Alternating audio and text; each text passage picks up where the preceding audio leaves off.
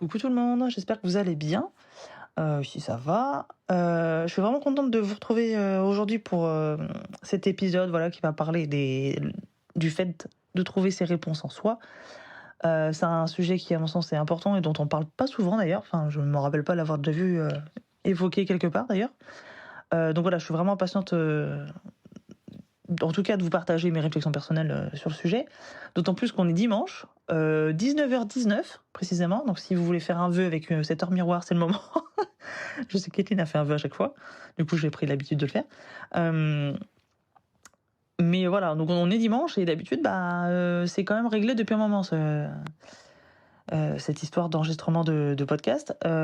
Sachant qu'il sort le lundi, donc demain. Bon, j'étais pas forcément dans les temps, mais autant vous dire que toute seule, pendant 10 jours, à élever mes enfants, à m'occuper des... Voilà, parce que j'ai surtout été garde-malade plus qu'autre chose, à gérer la maison, le boulot, etc. Bon, ça a été compliqué pour trouver un moment de silence, parce que j'aime autant être toute seule et avoir du silence, un silence complet quand j'enregistre.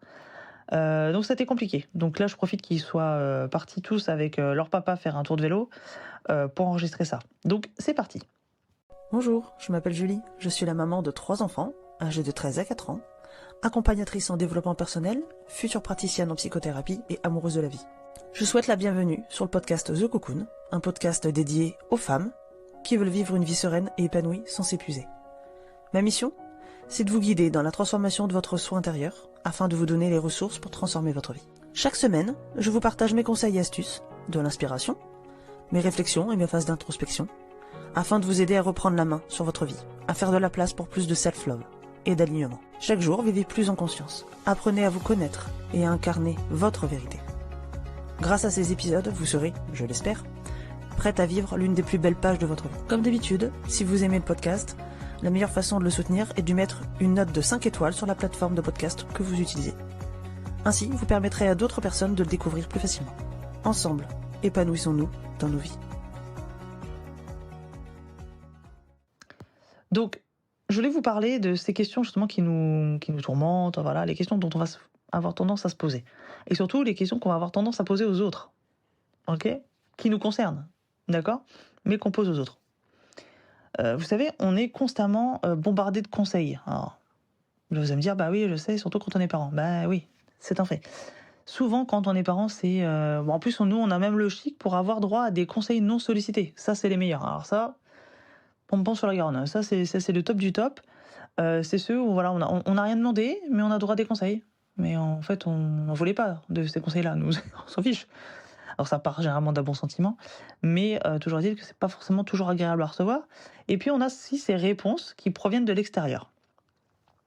Mais il faut savoir que c'est crucial de se rappeler que c'est en nous qu'on peut véritablement trouver cette sagesse, parce qu'on est les experts de notre propre vie. Ok ?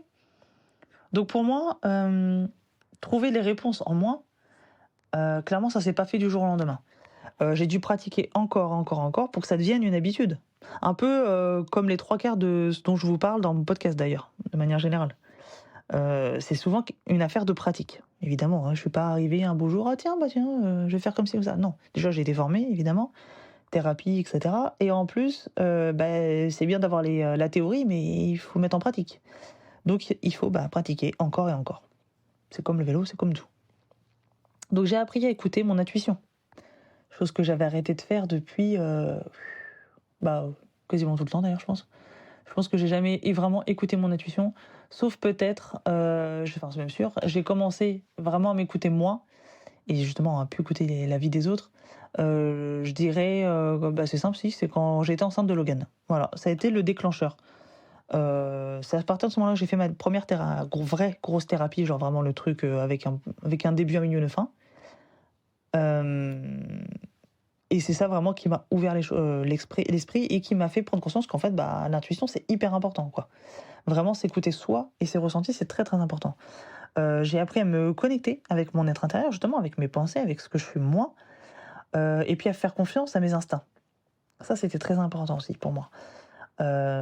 Donc ça veut pas dire que je cherche pas les conseils extérieurs, hein, attention, oulala, surtout pas, je suis pas en train de me dire, attends, moi j'ai la science infuse, j'ai besoin de personne. Non, on est des êtres sociaux, évidemment. Heureusement, on a tous besoin des uns des autres. C'est ce qui fait son charme aussi. Donc non, au contraire, mais Je dirais plutôt que je considère que l'avis des autres, que les conseils des autres, seraient plutôt comme des outils supplémentaires, même complémentaires, j'ai même envie de dire, pour nourrir ma propre réflexion personnelle. Ok, ça veut dire que je vais prendre l'avis de machin, l'avis de bidule, l'avis de... Ok, je vais m'en faire ma tambouille, et puis je réfléchis par rapport à ce que moi je ressens, à ce que moi je pense, etc. Ok, et seulement là, je me fais mon avis. Et je réponds à la question que je me posais de base. Ok ? Donc dans cet épisode, j'avais vraiment envie de partager avec vous déjà les étapes clés, en fait, moi qui m'ont aidé, en tout cas personnellement, à découvrir mes propres réponses.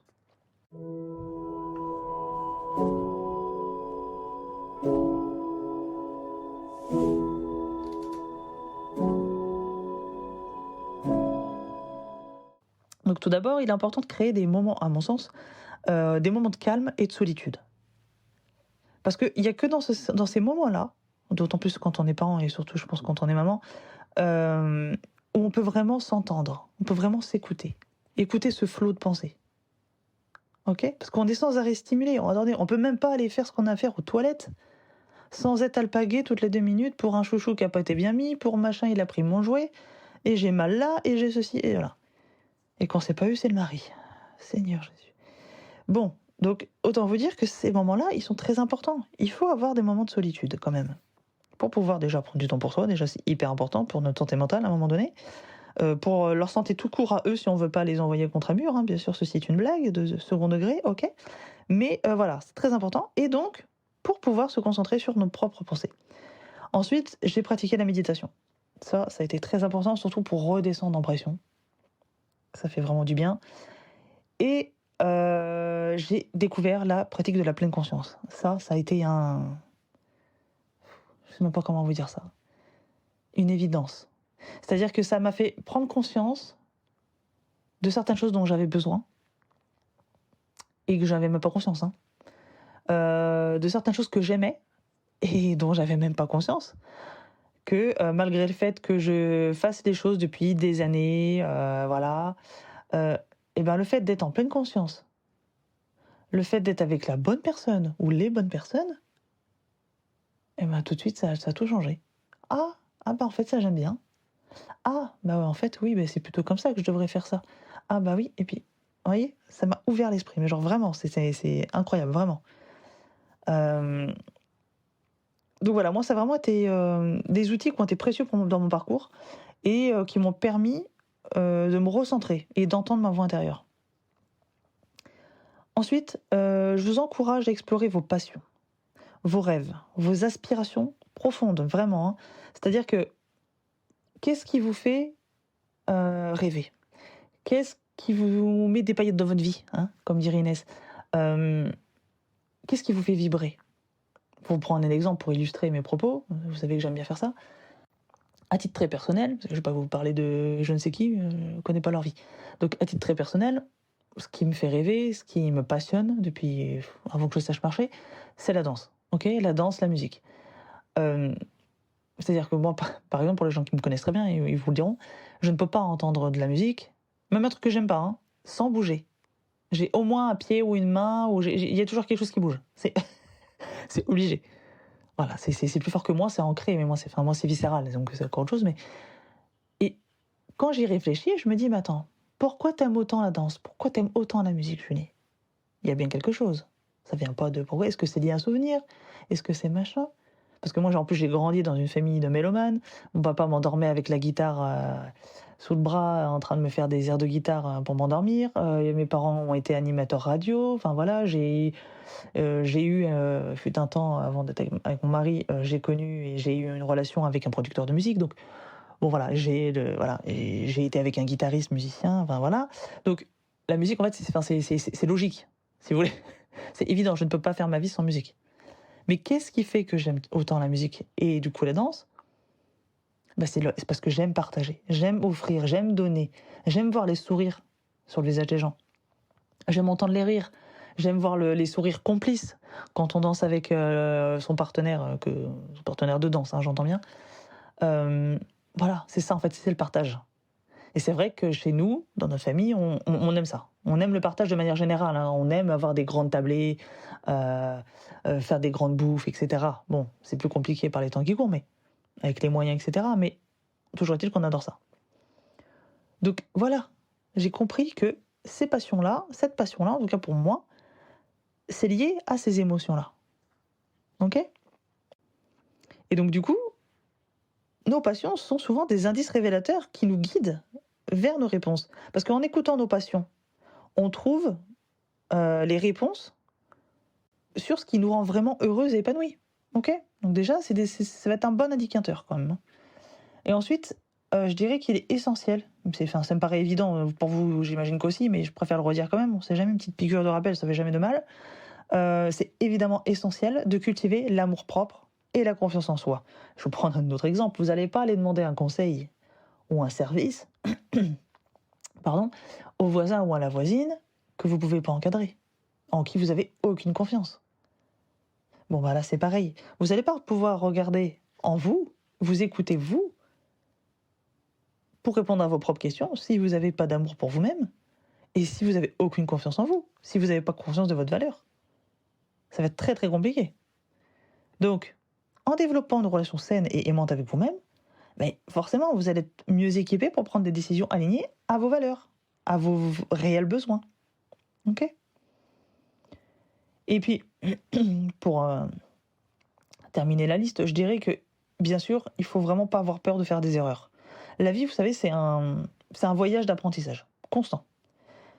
Et certaines de nos plus grandes leçons, d'ailleurs, proviennent des moments où on a pris des chemins un peu moins évidents. Où on est tombé. Eh oui, parce que du coup, on s'est relevé.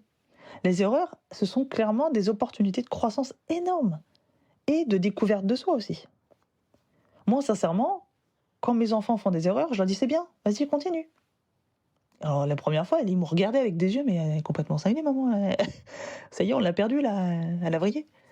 Ben non, parce que si tu fais pas d'erreur, tu vas jamais apprendre.